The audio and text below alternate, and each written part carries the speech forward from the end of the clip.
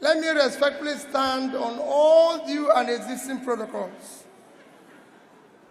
I thank the organizers of this event for the honor of inviting us to participate, and for the topic, the issue of sustainability for economic prosperity. I only knew this morning that we're going to comment on it, as I told the organizers, but I think it's a worthwhile topic for us to comment on. Economics, when you talk about SDG, which is where you drive this from when she was reading, it is aftermath of Millennium Development Goals, which lasted from year 2000 to year 2015. And this is lasting from 2015 to 2030. And I agree with what Prof said, that we are about hiring the new CEO for the company called Nigeria. So we have to look at the people's past and what they've been able to do. MDG goal, which ended in 2015, for your records, I started implementing it in year 2008 in Anambra State. And by the time it ended in 2015, I was #1 in Nigeria.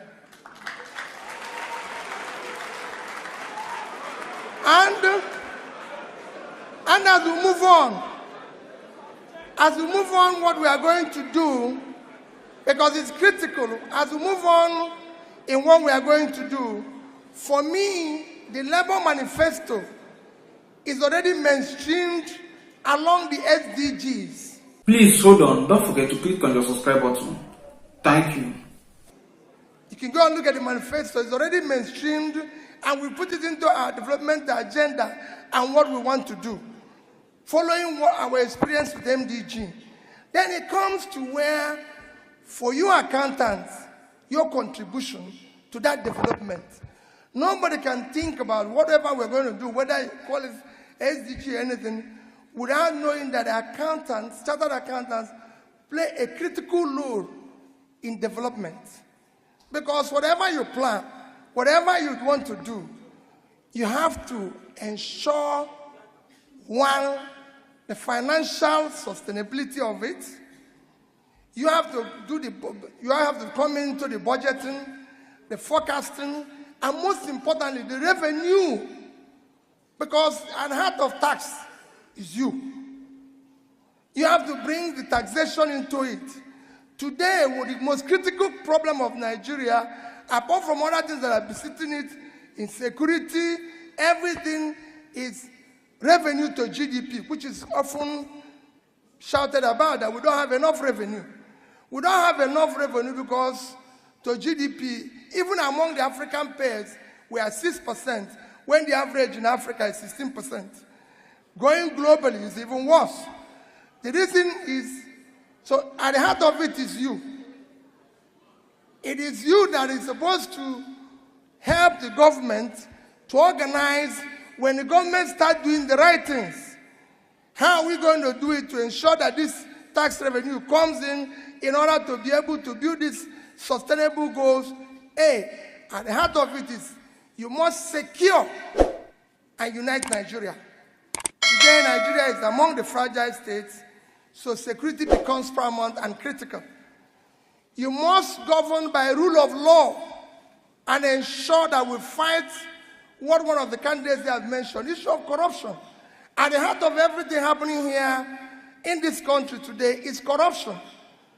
You have corruption of all sorts, corruption in terms of the way you appoint people to be in office, by appointing incompetent people, corruption, the way we do our expenditure, corruption in terms of if you look at our subsidy today, it's virtually an organized crime. Today, our oil is being stolen by who? By people in government. And you can go on, and the heart of it is this. So you must remove a country and show that we must now have a country where there will be wealth with enterprise. In any country where government officials are richer or politicians are richer than business people, that country is finished. I want to ask you another, but you've not told us how you're going to do it. Yes. I want to ask you another question. Yes.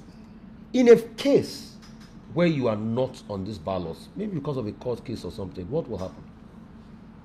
What will I do if they don't want me to be on it?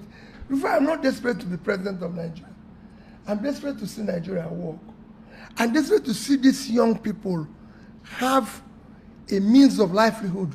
I'm desperate to see people stop from stealing public money. I'm desperate to see Nigeria work. Today, all over the world, Nigerians are running to Niger, to Ghana, to this, because there's no opportunity in their country.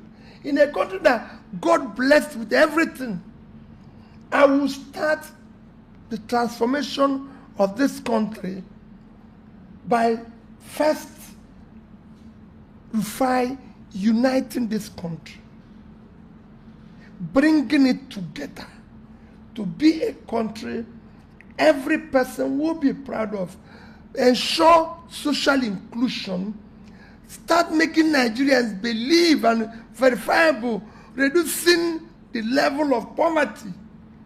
And to do this, the transformation starts from... okay, how will you do all this, you've said? Investing in critical areas of development. Like power? Not just power. Education. How will you do it? How to say why do it? Education. How will you invest in education? How will you invest in power? You need to go and see what I did in education in Anambra State. Investing in education. Investing in health. Pulling people out of poverty. Rufai, these things can look, they are not rocket science. There are things that are there. We're doing it now.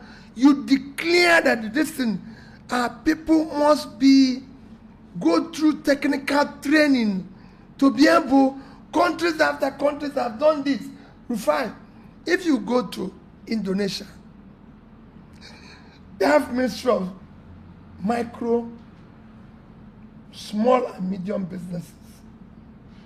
If you check today, 90% of employment in Indonesia comes from this class. You see, the question about how I'm asking Mr. Peter Obi is the fact that there must be a strategy which is embedded in your manifesto document, which will give Nigerians a template of how you're going to navigate. Has the NDC released the manifesto? No, don't worry. You will see it. Okay, so you are going to put it in your manifesto? Yes, of course. Okay. Of course. They will be there. What you keep criticizing President Tinubu as regards subsidy removal. What would you have done? Remember, I didn't criticize nothing. I said I would have removed subsidy. How would you have done it? Eh? How would you have done it? I keep saying, one, in an organized manner. What's this organized manner? I wouldn't have gone to inauguration and announced it. That's the first thing. Okay. I would have sat down with the operators in that industry.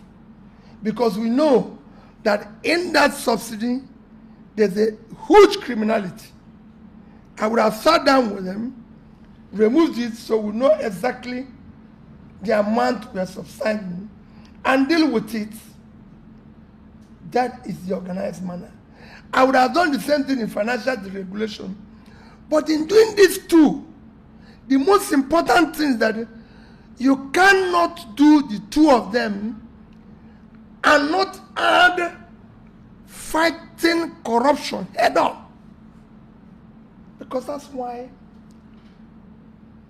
Rufai, we've removed subsidy. We deregulated the Naira. What is the impact on the average Nigerian? Paying poverty declaration. No, thank you. What is the impact? What is the impact in our finances?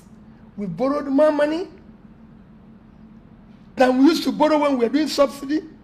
Okay, the argument of this government as regards the borrowing is that what increased the debt was the devaluation of the currency. That's part of the don't go there. Don't go there. Well, all these things is because of stealing. Let's not go because of waste. Simultaneously, when you're removing subsidy, is to tackle government waste and corruption head on. You cannot. Today we have a monetary side, what the CBN and the CBN governor and his team is doing, being fairly well run. But unfortunately, you have a reckless fiscal side So you cannot have that combination.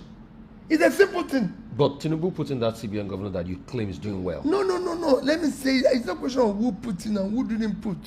I said the physical side has always been the problem of Nigeria. So what's happening to the The physical CBN governors, whether yesterday or today, are not blaming any of them. Because at the end of the day, it's just monetary side. But the physical side is reckless. And that reckless is embedded in waste. Cost of governance is unacceptable. And corruption. If you deal with this, then you could be able to see the savings in the subsidy removal, the savings in whatever decision you've taken, and you apply them in what I'm saying, critical areas of development, which is. But you're saying that, but this government is saying they've been able to ramp up how much they get in revenue. They've increased tax revenue. They've gotten more money from the revenue, and they're applying it back into the economy. In fact, they in celebrating their 3 years, they show that they've been able to increase from 36 trillion. They've been able to increase from 16 trillion to 35 trillion. So where is this increase? Where is it impacting? Within the same period, your poverty level have increased from 87 million to 140 million. In fact, the more they increase revenue, the more they throw people into poverty. So there's something wrong. You're taxing poverty. You're taxing on productivity.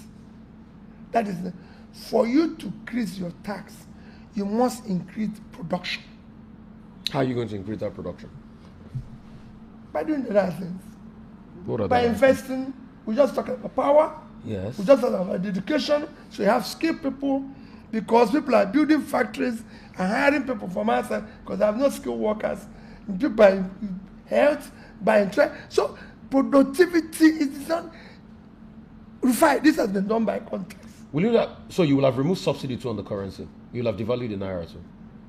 Yes, but like I said, in an organized manner, you cannot devalue when you have nothing to sell. You need to increase your productivity. So will you wait until you have something to sell before you devalue the naira? You do it. That's why you do it gradually. That's why it's done all over the world. So for you, it was just gradualism. You must do things in organized manner. You don't just come and be acting as if you're a drunken sailor.